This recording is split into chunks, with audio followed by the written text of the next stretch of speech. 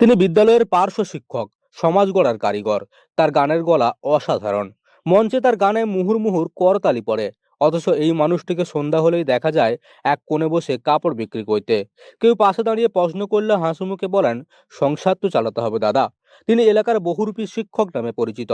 পূর্ব মেদিনীপুর জেলার পটাশপুর 2 ব্লকের পূর্ব খাড় গ্রামের বাসিন্দা অলোকেশ মাইতি। তিনি বারোবাটিয়া হাই স্কুলের পার্শ্ব শিক্ষক।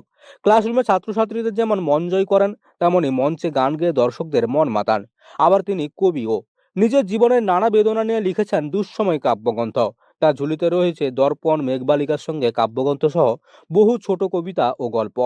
প্রকাশ করেছেন নিজের পত্রিকা, কিন্তু তা আজ আর্থিক অভাবে বন্ধ। সংসার চালাতে তিনি শিক্ষক, কখনো গায়ক, আবার কখনো কাপড় বিক্রেতা। এক শরীরে যেন বহু রূপের পরিচয়। পশ্চিমবঙ্গ সরকারের রাজ্য সরকারের যে স্কুল, সেই স্কুলগুলোতে পার্শ্ব শিক্ষক আছে, প্যারা টিচার আছে। আমিও সেরকম একজন প্যারা টিচার। আমাদের বেতন অতি সামান্য, যে বেতনে আমাদের সংসার চলে না। সেই জন্য আমাকে একটা দোকান চালাতে হয়। আর গান আমার নেশা। পরবর্তীকালে গানটাকেও আমি পেশা হিসেবে বেছে নিয়েছি। শুধুমাত্র পার্শ্ব শিক্ষকের কাজে সংসারের এত বড় বোঝা টানা খুব কঠিন।